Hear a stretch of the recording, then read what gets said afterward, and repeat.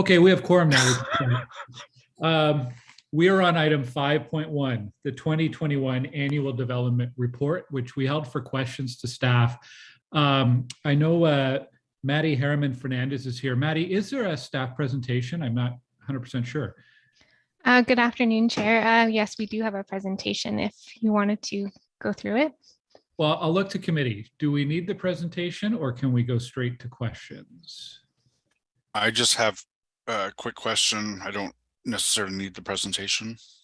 Yep, well, let's go to questions then. Councillor Leeper, first up. Thanks. I just wanted to ask, the population numbers, our projections and where we are today seem to be behind. Our actuals seem to be behind projected. And, you know, over the course of the next 25 years, that's got a compounding effect in terms of annual increases that could see 25 years from now a significantly different population in Ottawa than we're projecting today, while our official plan is still going through. Could I just ask, and maybe Royce, that's yours as our demographer, or what accounts for the delta between projected and actual, and what do you see that doing over the course of the next 25 years in terms of meeting the projections? So through you, Mr. Chair, I can answer at least part of that question. So to explain the 3% gap between the OP projections and City of Ottawa's population estimate, we did see lower immigration rates than projected as a result of the COVID-19 pandemic and travel restrictions. So we may see those numbers match more closely once now that travel restrictions have began to lift, but it may take another couple of years to be able to directly compare the projections with the city estimate. I'm not sure if Royce has something more to add to that. Yeah, Mr. Chair. So through the staff estimates are also a different method from what the projections use, and the projections are based off of Statistics Canada's post-census estimates. So they're just in two entirely different methods, and both methods are the primary reason for the delta. One method may not capture one group, and the other method may not capture a different group, for example. So I know that the staff delta between the projection is about 30,000 off in 2021, but compared to the StatsCan post-census estimates, about 10,000 off, which isn't as far as the staff estimate. So when we do conduct our projections, we always use, or the practice has been to use the latest Statistics Canada post-census estimates. And so when we look at the next one, if we want to continue using that, that will be the new baseline going forward throughout the projection period. Okay, I wonder, you know, whether it's a big enough difference, because of course, obviously, adding land into the urban boundary and setting intensification targets depends on, you know, what our population projections are. I'm going into every one of my contentious development open houses telling folks, you know what, we've got 400,000 people who are going to be moving into the city over the course of the next 24 and I guess probably now 23 years. Is that still accurate in your view? You know, what is our growth management strategy projection still accurate in light of what you're reporting in the annual development report? So, Mr. Chair, with COVID and the lag in Stats Canada's post-census estimates, we won't have an accurate comparison between what we see from Statistics Canada and our projections for another 2 years. And at that time, we're also going through a post-pandemic recovery. So things can also change going forward in the next few years. So it's really hard to say now if there's any delta between the projections and what's occurring on the ground, whether that would continue forward or if that would change. I would note, though, that in 2021, we had the most housing starts we've seen since amalgamation with 9,400 housing starts. So even though the projections may be down, one of the primary drivers of our intensification and the overall land consumption are the number of housing starts. Okay. Do we project housing starts on the basis of anything but building permits?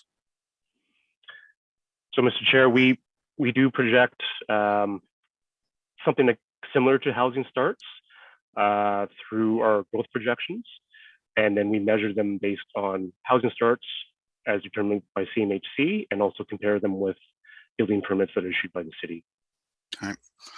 I'm wondering in terms of what's going to shake out over the next couple of years. We've got labor challenges, supply chain challenges, inflation challenges, construction cost challenges, and what I'm hearing through the industry are, significant rumblings of projects that are grinding to a halt. That there's a lot of particularly purpose-built rental that is just not going to move ahead over the course of the next several years because of some of the broader macroeconomic trends. And I wonder if you have that same view as what I'm hearing from builders. Are we in for a pullback in terms of building permits going out the door over the course of the next 3 or 4 years? So, Mr. Chair, staff is not as close to the industry as the industry. I share many of the same views in terms of the supply constraints, not just the regulatory framework that the municipality is in charge of, but it's also the very factors that you had just mentioned, or Councillor Lieber just mentioned, being labor, cost of materials, the ability to get materials, and so on and so forth. Yeah. I think we're going to be hearing from the industry associated with the next issue on CBCs, so I might just prepare them to answer sort of the same question if it's a bit off topic, but I'm curious to get their view. Okay, so the bigger message I'm hearing today, though, is that it's too soon to suggest that we should be revising growth management strategy estimates based on a slight difference in what we're seeing in terms of the 2021 growth numbers as reported in the ADR. Mr. Chair, I would agree with that. Perfect. Thanks, Chair. Thank you very much, Royce. Thanks, Manny. Okay, thanks, Councillor. Councillor Menard. Thanks very much, Chair. And just similar to Councillor Leeper's questions, I was targeted population more than anything and some housing starts, but I think we saw last year the most housing starts in a year since 2001, according to the report. And so we approved a lot, and a lot of housing starts happened last year. And I just wanted to go through our OP definition of intensification and compare that to what we're actually achieving. As people will know, we changed the OP definition from the old definition to the new definition. Royce, I read this as under both scenarios, under the old definition and the new definition, we are outpacing the proportion of intensification that we said we would be having from that 2017 to 2021 period. The new OP definition and the old definition. Is that correct? It looks like we're outpacing on both sides of those, both definitions. Yeah, so Mr. Chair, the overall number is correct. I'm just will focus on the new official plan. However, while the overall number is correct, committee may recall from the new official plan and the adoption of the residential growth management strategy, there was a desire to also try to increase the number of large dwellings, or basically 3 bedrooms or more dwellings through intensification in order to offer more choice within the built-up area. When we look at the overall number, it is higher than a target of 40%. However, when we look at the split between ground-oriented dwellings, which are the main supplier of large dwellings, and apartments, we are under our target for ground-oriented dwellings. So, and I'll get there with that one, but just on the, and I'll get there, Royce, for sure. But just on the using the current OP definition of intensification, what we saw in 2021 was how much higher than what we said it would be. With, can you just give the figures for using the new intensification methodology, both since mid 2018 and just last year? So it looks to me that we're quite a bit higher. Yeah, so Mr. Chair, the intensification rates from July 2020 to July 2021, 44.9% of new units were developed within the built-up area. And from 2018 to 2021, the intensification achieved was 49.4%. The official plan target for the same period, 2018 to 2021, was 40%. Okay. Similar to Councillor Leeper's discussion about population growth, our actual intensification rate would also seem to reveal the fact that we may need to take a look at our growth management plan and the projections that we've approved, particularly in areas that are going to be extremely expensive for Ottawa, to the point of $465 per day or per year per person, which is what our report that we got back said to expand the urban boundary and how much that would cost. So we're putting huge pressure on taxes to expand the urban boundary. And I guess the concern is we're intensifying more than we said we would intensify, up to the projections of, I think, decades into the future. We're doing that right now. And to Councillor Leeper's point, there's some concern about population. I don't think we're there yet to make a drastic decision, but certainly the concern around tax increases, which go along with urban boundary expansion because of the cost for infrastructure and the cost per person is where the concern is for me, and the environmental destruction that comes with expanding the urban boundary. So, we need to really take a look at this. This is 2 years in a row now that we've had some numbers come back that certainly are different than what we said would be happening in the OP.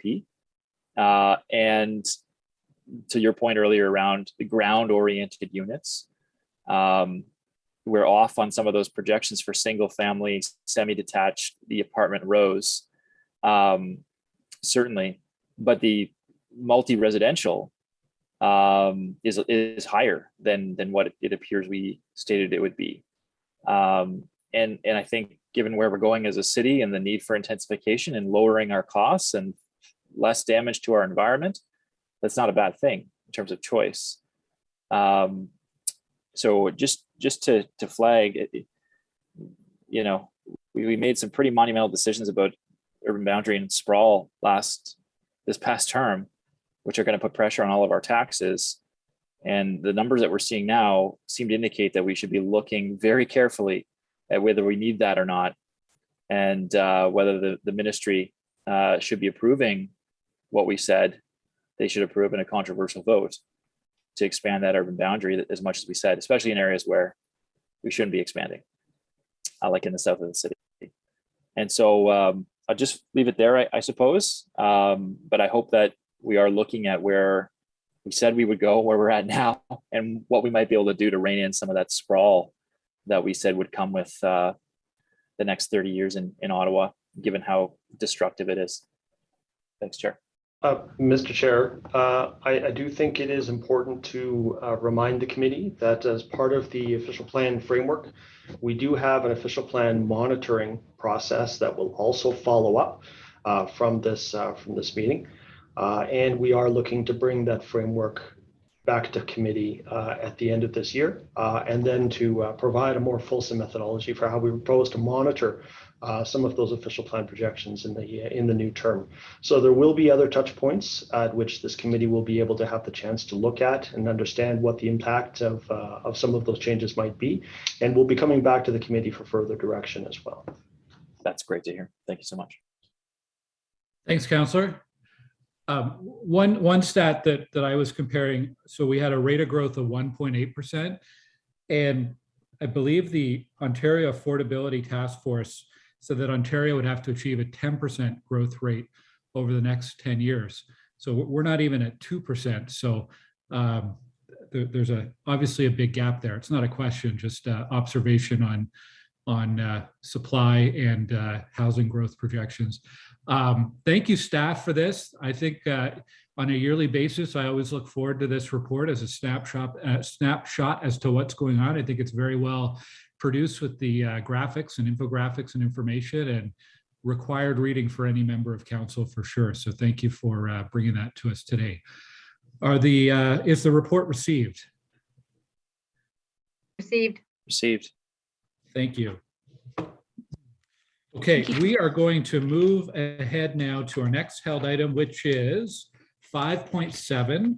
This is an application for demolition and new construction at 229 231, 241, 245, and 247 Beechwood Avenue, properties designated under Part 5 of the Ontario Heritage Act. This was at Built Heritage Subcommittee on Tuesday morning. Some of you were there. And the recommendation was to refuse demolition. And I just want to read the report recommendation as it is in our planning agenda. That Planning Committee recommend that Council refuse the applications for demolition and new construction at 229, 231, 241, 245, and 247 Beechwood Avenue, according to plans prepared by Woodman Architect and Associates, received on April 1st, 2022, and attached as documents 5, 6, and 7. So we're not dealing with the zoning bylaw amendment or an official plan amendment. This is strictly speaking an application for demolition as it relates to a property designated under the Ontario Heritage Act. We had held this for delegation, Michelle Heyman, but she has left. She asked me to share with the committee that she's in support of the staff recommendations for refusal of demolition. Now the applicants are here and I know they may want to speak on this. Councillor Leeper, I see your hand up. Sorry, if we have the applicants, I'm happy to hear that, but I do have questions for staff. Okay. We have questions for staff. So let's bring the applicants into the room and they'll have a chance for some brief comments.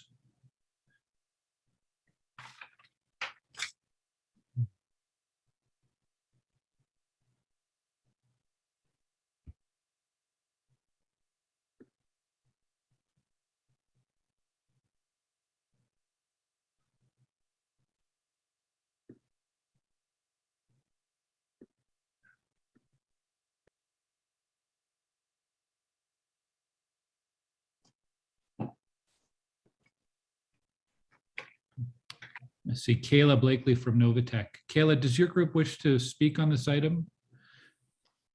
Yes, good afternoon, Mr. Chair. Okay. We have prepared presentations this afternoon that we wish to provide just in light of the recommendation that's before committee today. Okay, we'll get that up on the screen in just a moment for you. We do recognize it's been a packed agenda today. We have prepared presentations to provide brief overviews from both myself and the project heritage consultant, John Stewart. So we request if the committee would allow additional time, if needed, to go beyond the 5 minutes that's typically allocated, just so we can express both views. Well, I'd like to keep it to 5 minutes and there'll be some additional questions from our committee members as well. Okay, thank you. We will keep it brief. So my name is Kayla Blakely. I'm a planner with Novatech. I am representing Smart Living Properties. They're a client of ours. They specialize in quality rental accommodations across the city, focusing at prime locations that are walkable, well served by transit.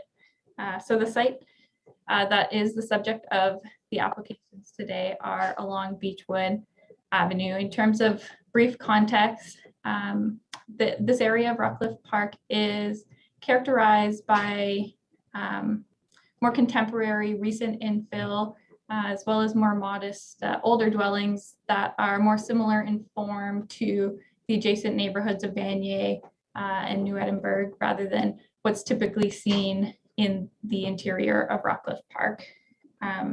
We wish to present to committee today as although staff in their report, they do recognize there's been a high level of collaboration on these applications and some positive changes. We cannot agree with their recommendation that's before you. It, in our opinion, does not have appropriate regard for the distinct character of this area being a more transitional and eclectic neighborhood, nor does it have regard for the function of Beechwood Avenue as a main street. If we flip to the next, there were a few photos just to demonstrate the mix of development in this area, ranging from new and old, low rise and high rise. This area of Rockcliffe Park is referred to as the Panhandle. It differs substantially from the interior of Rockcliffe, where buildings have more presence along the street, greater lot coverage, smaller gaps, between buildings, as well as more breaks in landscaping for driveways, parking, hard surfaces. If we proceed, this was just to demonstrate the existing conditions of the buildings that occupy the lots, set relatively close to one another and side lot lines. If we go to the next slide.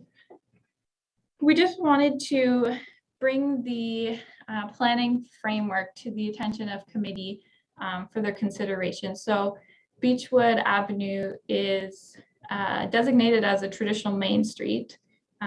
These are areas planned for intensification where more dense and more mix of use is encouraged. This designation is carried forward in the new official plan that was recently passed by council.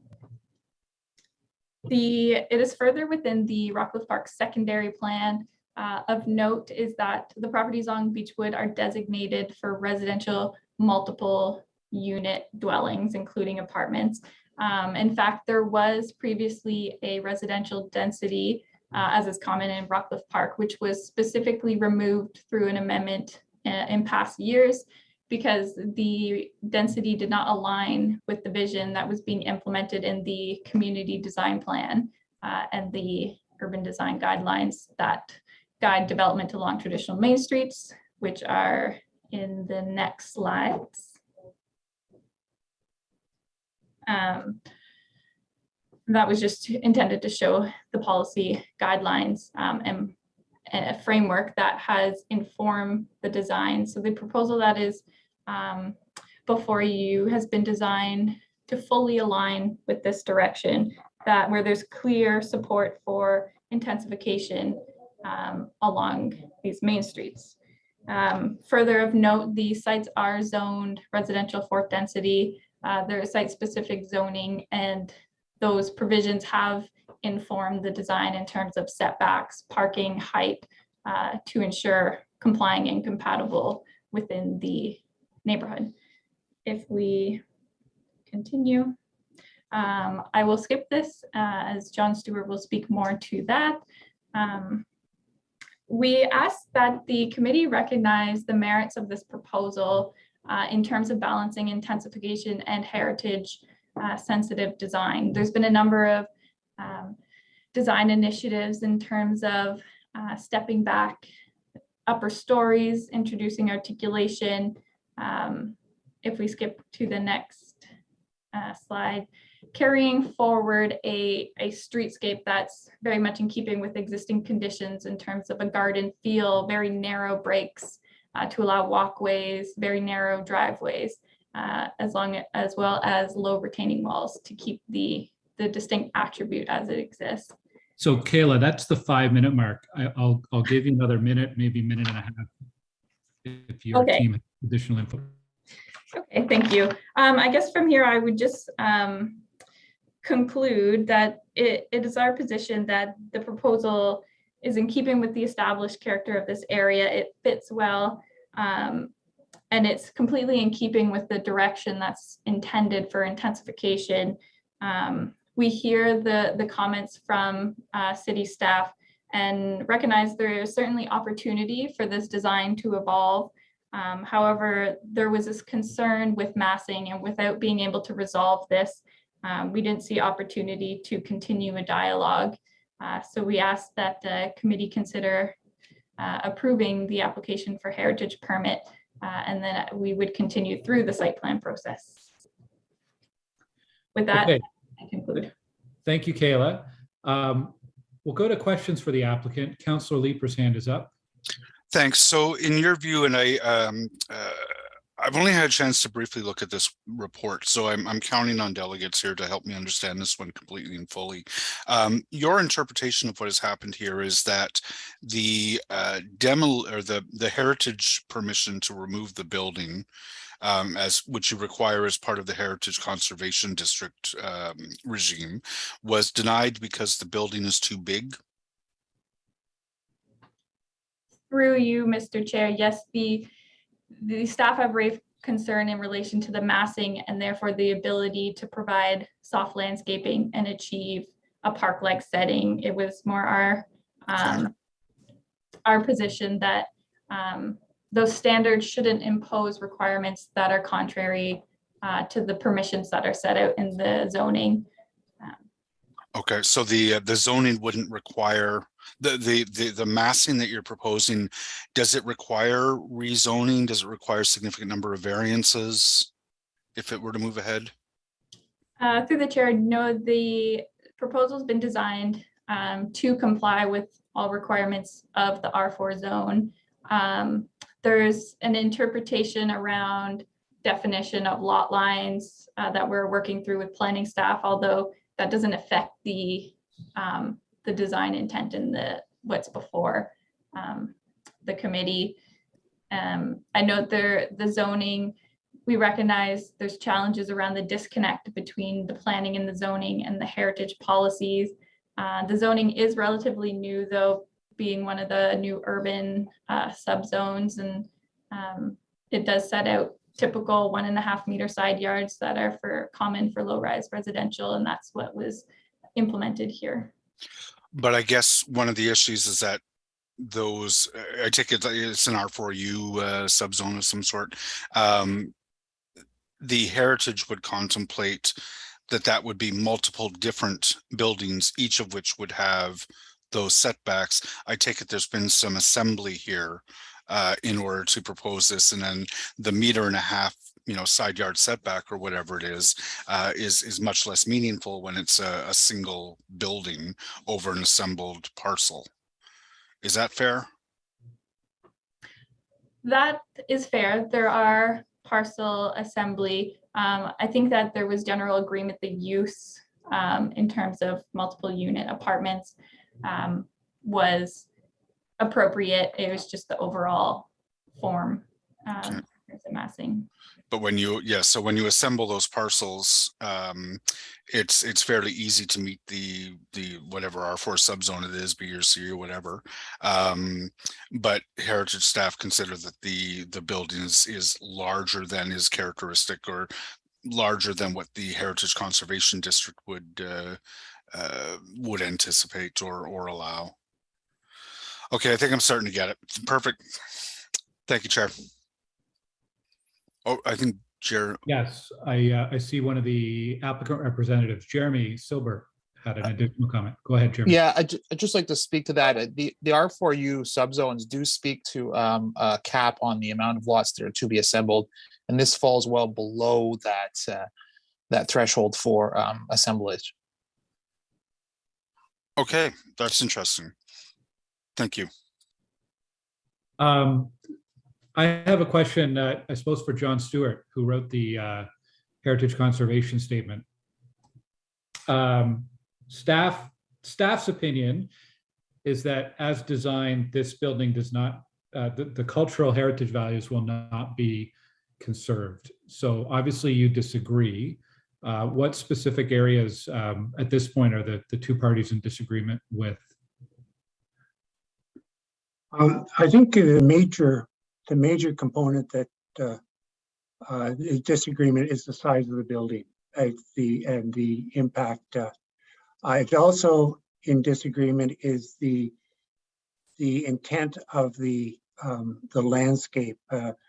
The Heritage Conservation District calls for sort of the Kiefer vision of picturesque landscape, villa lots, and a great deal more soft landscape.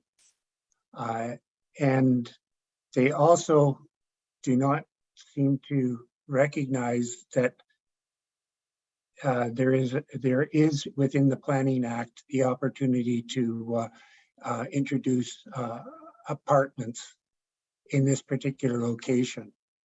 I have my slide presentation, or my presentation. I was wondering if it would be possible to go ahead, and I think some of the questions that are being asked now could be, I can at least address the cultural heritage impact portion of it. Yeah, I think it's relevant to this conversation. So if you can try not to take a whole 5 minutes, John, and keep it as brief I'll go as fast as I can. Okay. Chair, just to confirm, is Mr. Stewart's presentation the second half of the one that Kayla was presenting?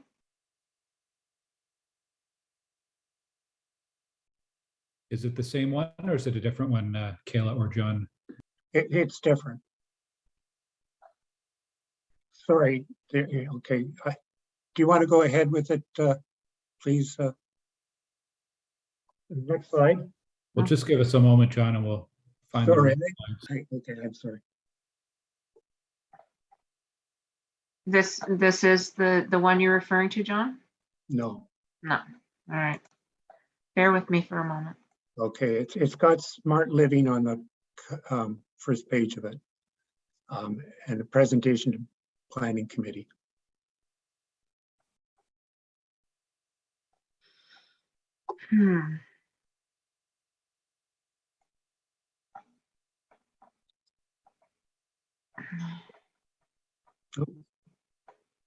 You did send me a notice this morning that you had received it.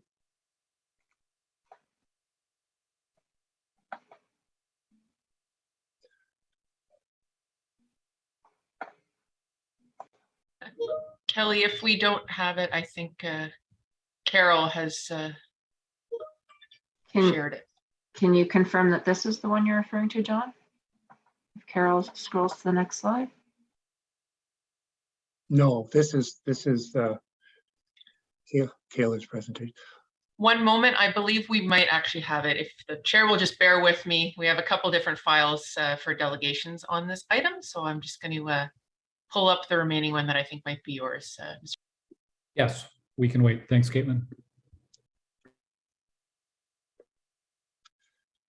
Maybe while it's coming up, I can speak a little bit towards it and sort of move through some of the, but basically, when you take a look at the planning framework that we came from, we looked at this is it, yeah. Next slide, please.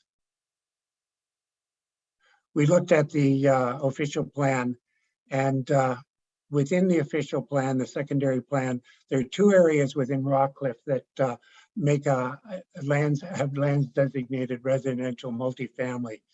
They're indicated as the blue arrows.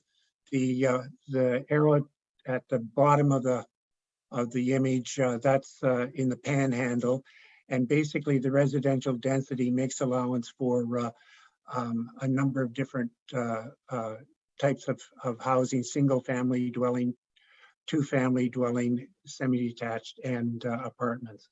Next slide, please. You take a look at it, this particular location. There are the 4 blocks sort of running up on the Schedule A of the plan, and these are hatched and indicated as multi-unit residential. The 2 units, or the 2 blocks separated by Carsdale, represent some of the lots that are envisioned in this proposal. The 2 lots at the bottom, and then the Carsdale, and then the 3 lots above, all of which are recommended in the plan, in the policy framework as multi-unit.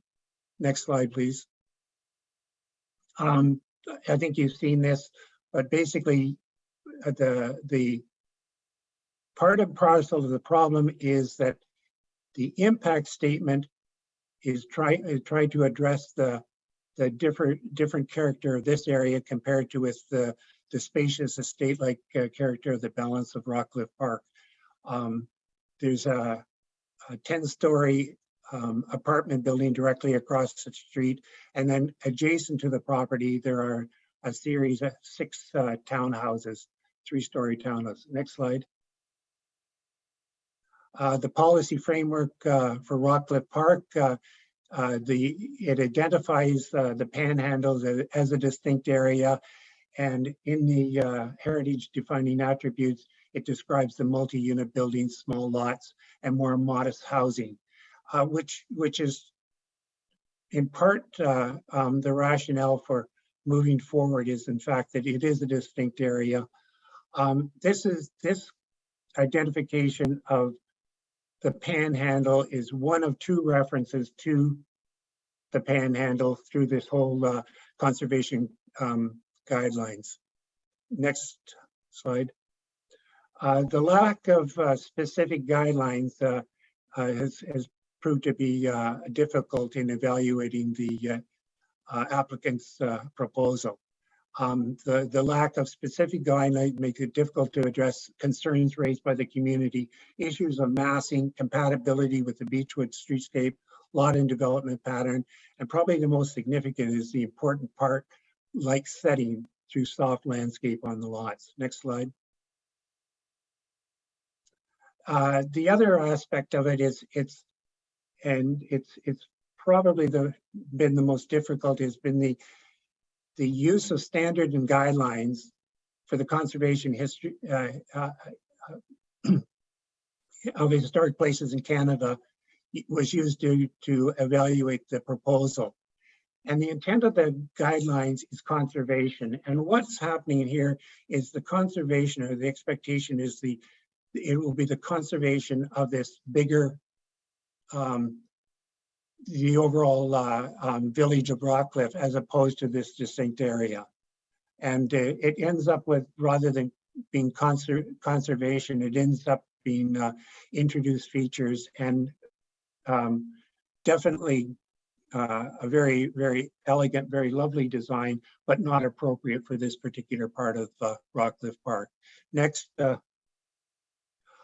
this is useful in understanding the scale of the project and the reference. In the background are the buildings, the proposed buildings. In the foreground, they applied the existing buildings. So you see on the left-hand side, the two residential buildings, how close together they are on the lot. The vacant lot beside is acknowledged, and the scale of that particular portion is used in the material change. The height meets the 3-story height, and then on the other side, the height is 1 story higher. But in fact, that repetition and scale along the street is the attempt has been made to maintain it. Next slide, please.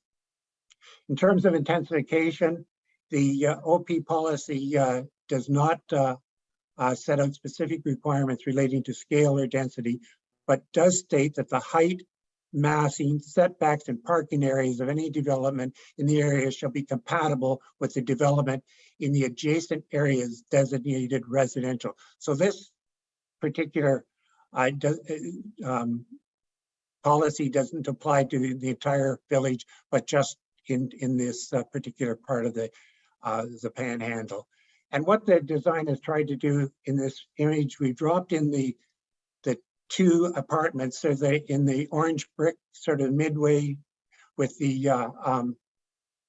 townhouses in the foreground, and then the apartment building in the background. And as you can see, with the slope, these apartments don't intrude into the landscape from Rockcliffe.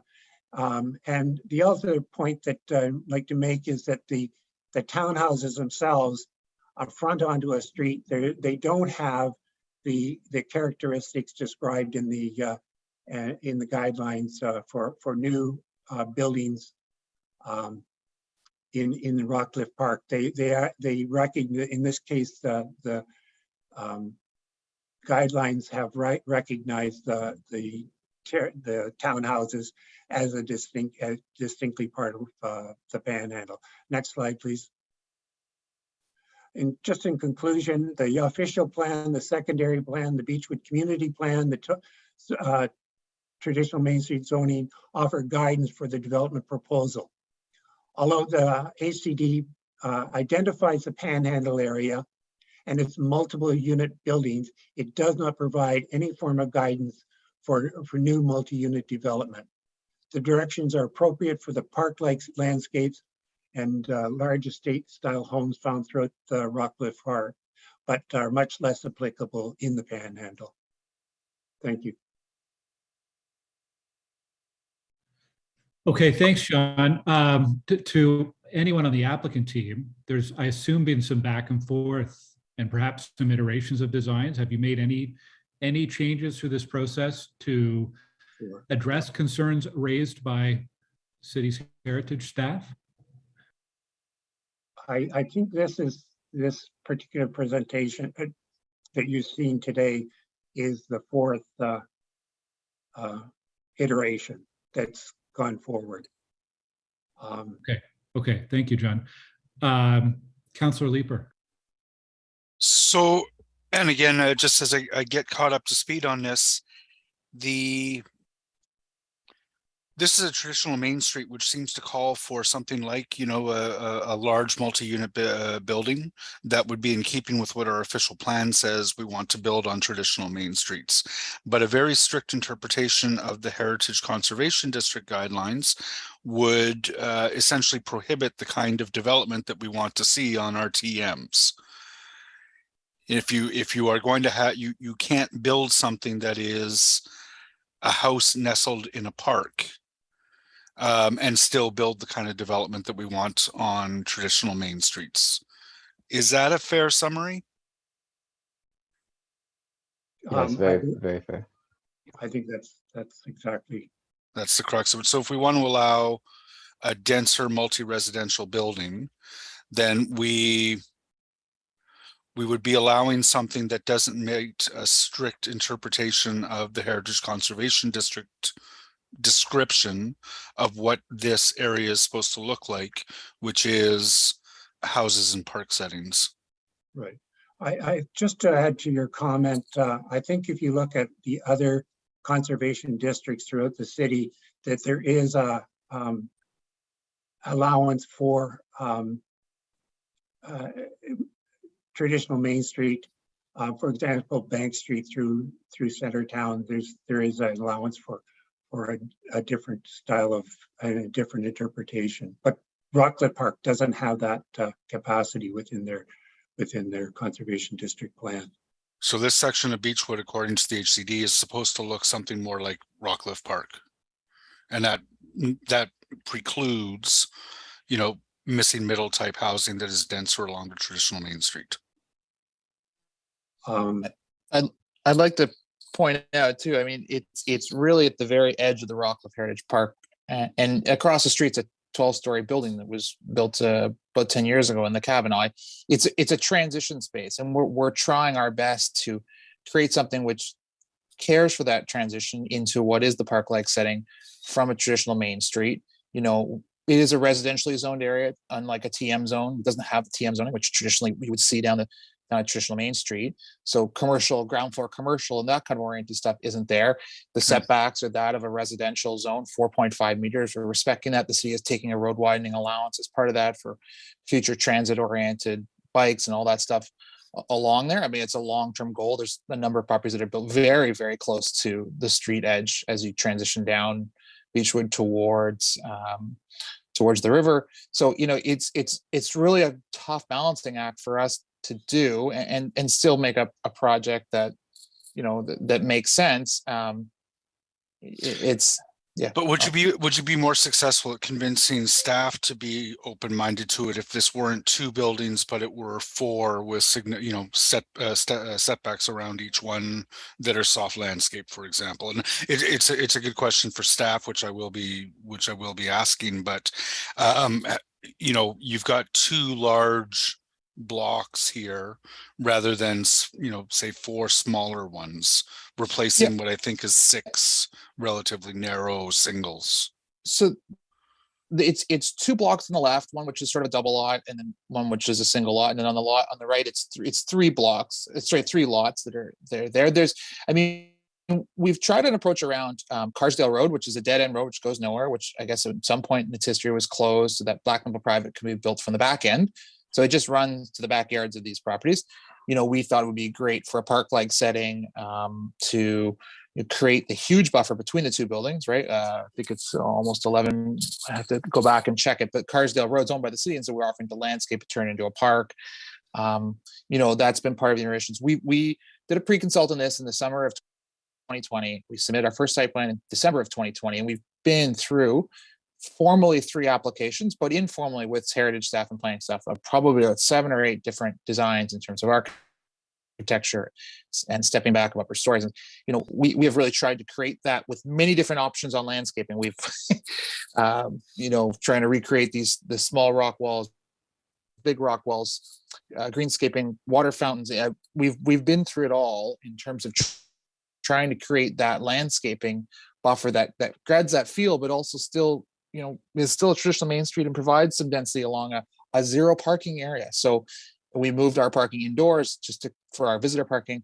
This is a zero parking area. It's a traditional main street that doesn't require it. It's supposed to be active transit oriented. You know, we've got, you know, a 1-to-1 bike ratio in the basin. We are trying to create that respective low-rise building along a traditional main street that transitions into a park-like setting that's totally different, because we're down in the very edge, this little tip of the Rockcliffe Park area. Okay. Is there a 3-building configuration that works for you folks? We haven't exposed a 3-building because Carsdale divides this up into 2, and then you get into, you know, so Carsdale would remain as a closed right of way, still owned by the city. Then you're not proposing to acquire that. Early in the option, we looked at acquiring it. The issue is that although Carsdale is no longer a road that goes anywhere, there is city infrastructure that runs underneath. So there's a major storm and sanitary that runs through there.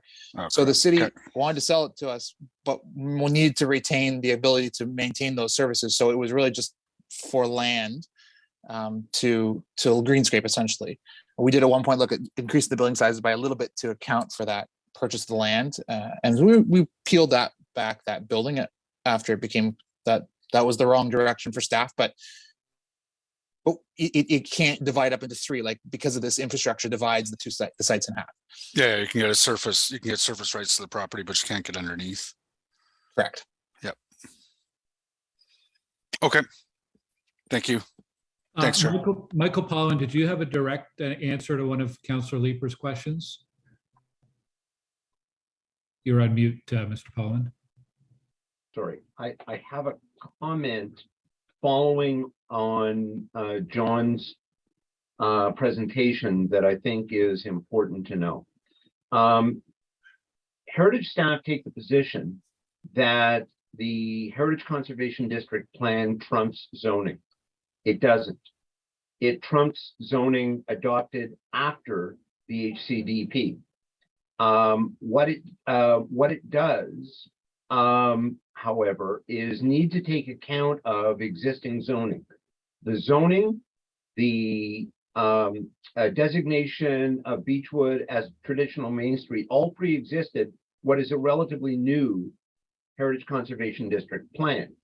And what the tribunal has said in similar circumstances is, look, the city had plenty of time to change the zoning. It chose not to. Therefore, the zoning stands. And so there is no issue about land assembly or anything of that kind. We've got, as the councillor has pointed out, a traditional Main Street, which is meant for a particular purpose. We have existing zoning that supports this development. And unfortunately, heritage staff have said, well, no, we don't care about the OP, we don't care about the zoning. All we care about is the Heritage Conservation District plan. That, in my view, is an incorrect position at law. Thank you. Okay, thank you. Any other questions for the applicant before we move to questions for staff? Then we'll go to questions for staff. And I did skip over Mackenzie Kim's presentation. I know some of us saw it at Built Heritage the other day.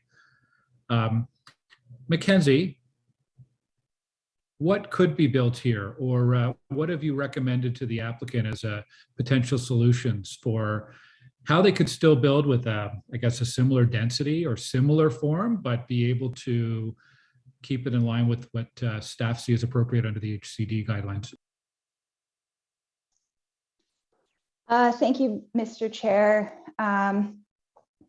You know, there's been lots of conversation, I think, today about adding density and intensification here. And I just want to be clear that I don't, in staff's opinion, this isn't really an argument about, you know, whether additional units or intensification can happen in this location. think it could certainly be appropriate in this part of the Panhandle within the HCD. There are other examples where heritage planning staff and council have approved other multi-unit projects in the Panhandle in Rockcliffe Park, but also, of course, across the city and other HCDs. I think the concern here is the way that it's being achieved. It's the how, it's not the what.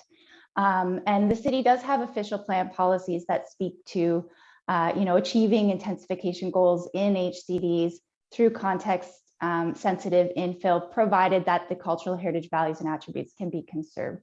So I think, just going back to about the way it's being achieved, I think in this case, the zoning is there, but it's being essentially maxed out.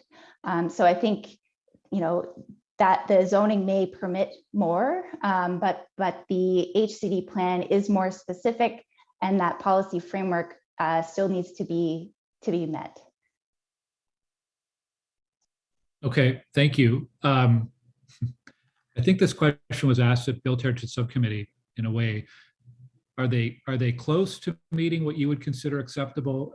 Is this something where if you had another few weeks to work on it, how confident are you that you could find a solution or compromise, or is it not that simple?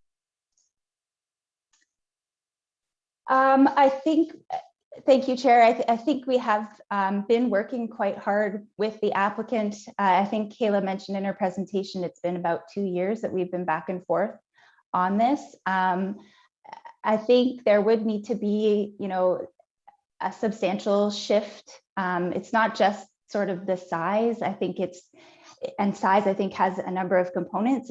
It's sort of the arrangement of the mass, which goes along with kind of those setbacks and the form and location on the lot, which in turn I think speaks, goes along with the design and architectural expression, which in the staff report we've mentioned is also a concern. All of those pieces go together.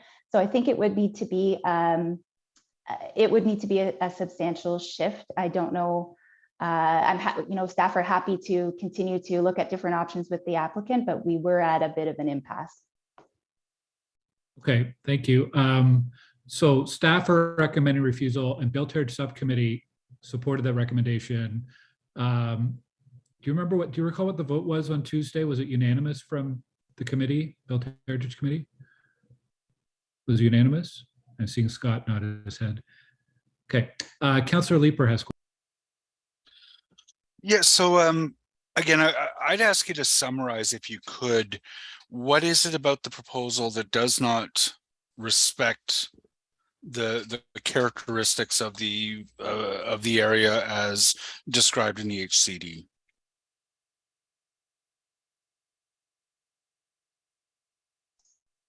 I think it really speaks to, I don't have if it's possible to bring up my slides, if we can, that would be helpful. But really, I think it goes back to the scale. So the footprint of both buildings, they take up the majority of those consolidated lots. They leave very little room for soft landscaping, certainly in the side yards, which is a defining attribute of Rockcliffe Park. Even in the Panhandle, even down in the sort of at this boundary edge, and I think that sort of speaks to the form, that overall form and mass. And as I say, that in turn, those concerns are all sort of fundamental and related to design and expression in terms of compatibility in the streetscape. Does it matter what's there right now? Because when I take a look at the existing buildings on these lots, the side yard in one is an asphalt driveway that leads presumably to rear yard parking space. Another one is kind of brick with a little bit of tiny bit of grass. Does it matter that currently it would be difficult to look at what is there and describe them as having a sort of distinctive character? Thank you, and through you, Chair.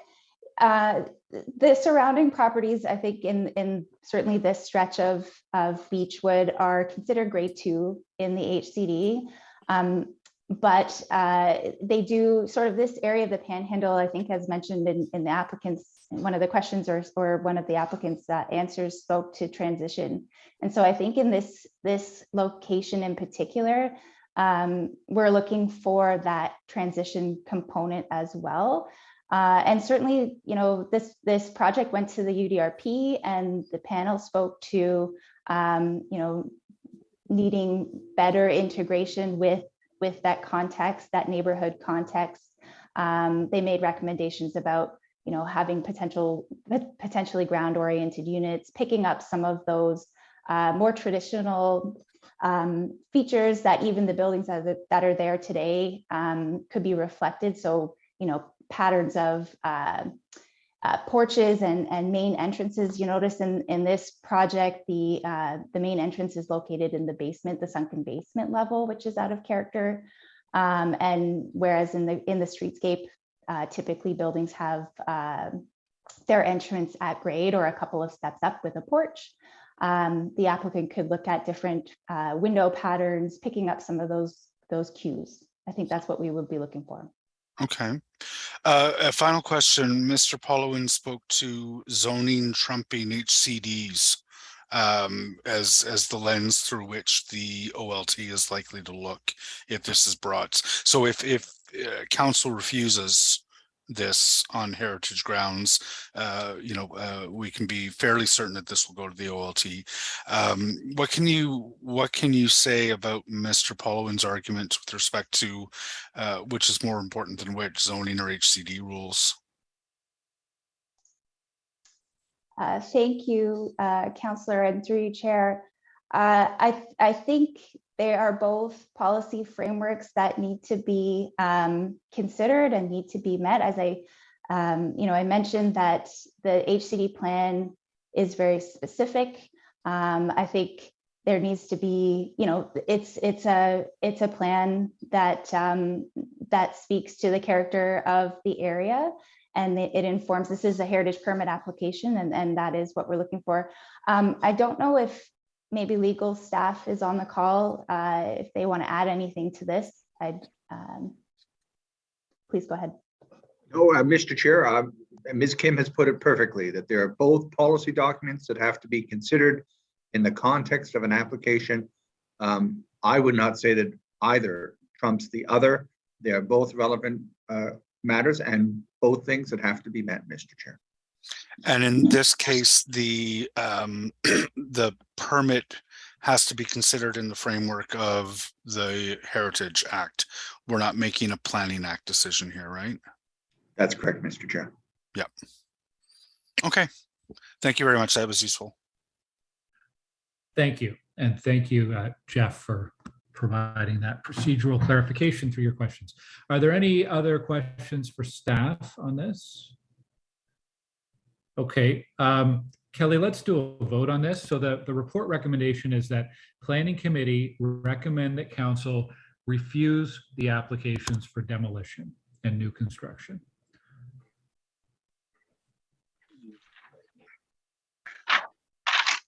Councillor Brockington? Councillor Cluche? Yes. Councillor Curry? Yes. Councillor Dudas?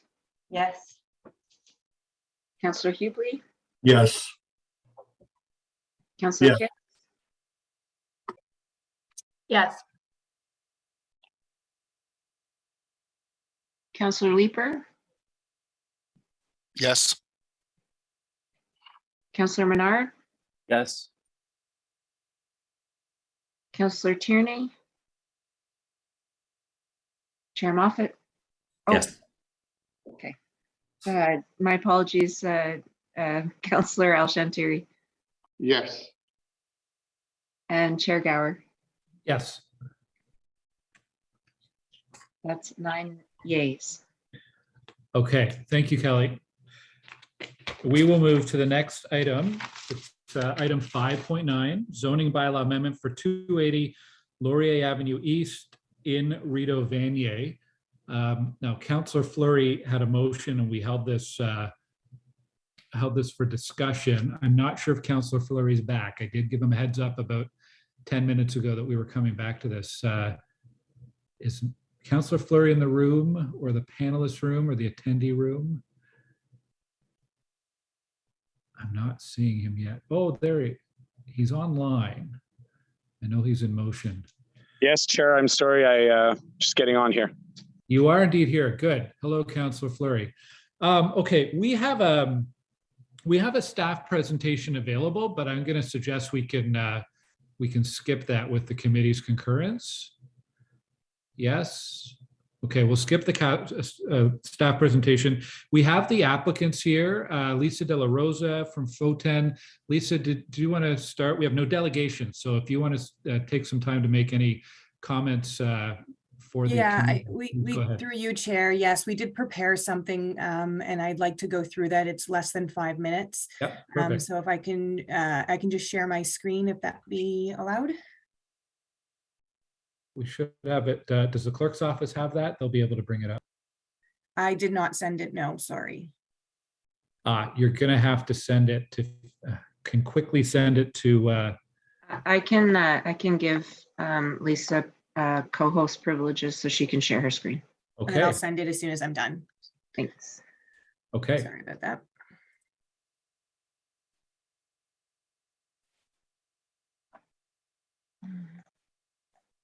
There we go.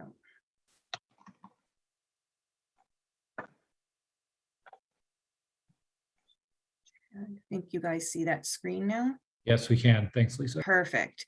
So through you, Chair, I said I'd keep this brief, and I will. And I do want to thank Jessica and city staff for their work on this file. So I'm Lisa De La Rosa, an associate with FOTEN Planning and Design. And I'm here today with a couple of representatives from Smart Living, who are both the owners and property managers of 280 Laurier Avenue East. They purchased the property in 2020. The existing building is currently vacant, undergoing some capital repairs, including introduction of AC. So you guys have already seen the amendments being requested, but those are needed to replace the existing surface parking lot with an 18-unit low-rise apartment. That'll include updating the amenity spaces, landscaping, and waste collection for the entirety of the address. So don't have to spend too much time here. We are all familiar with this part of the city and agree that Sandy Hill is a great example of a 15-minute neighborhood. It's close to many community amenities, including commercial, recreation, and educational uses. This aligns with the official plan's vision for this area, encouraging development that takes advantage of existing infrastructure and is situated in an area that promotes complete communities with a good balance of facilities and services to support that intensification. The amendment is requesting to eliminate all required parking. So I did want to take a minute just to outline some of the convenient alternate transportation options available to residents and visitors of the development. So in addition to being a 15-minute neighborhood, the development will be providing one-to-one bike parking for the entirety of the address. So that's including the existing units. The project is within 1 kilometer of 2 LRT stations. And there is a bus route that runs along Laurier with stops right in front. Tenants will be informed that no parking is available on site, and they will receive a preloaded Presto card at move-in. There's on-street parking available along Laurier for short-term parking as required. And further, for those needing that occasional car, there are several car sharing locations close by. As mentioned, the development is proposed to maintain the existing building and replace the existing parking lot with a 3-story residential addition. The addition will add 18 new apartment units to the 40 instance. The proposal includes the introduction of an enclosed accessory waste building in the rear yard. This will be an improvement from the current situation, which is exposed bins in the parking lot visible from Laurier. A garbage room within the main building was explored, but it did result in the loss of at least 2 units. And it would be noted that the addition is not internally connected to the existing building. So tenants would have to leave to then enter the addition to put their garbage. So it was felt that a more convenient location for that garbage would be an exterior accessory building.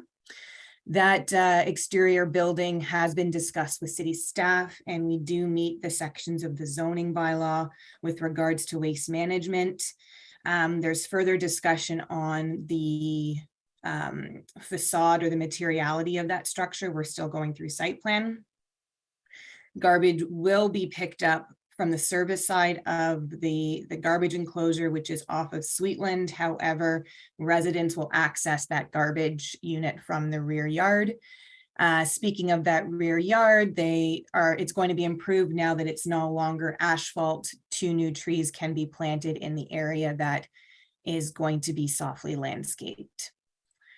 The recommended amendments to the R4 UD zone are on the screen. We echo staff's position that these amendments are supported by both the existing official plan and the new official plan by providing a range of housing intensification that prioritizes walking, cycling, and transit within and to and from the downtown core.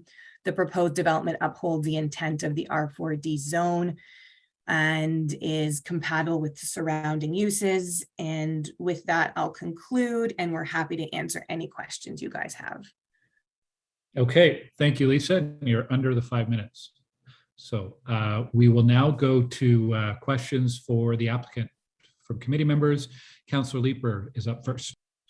Thank you very much. One quick curiosity question. Is this a permit parking area?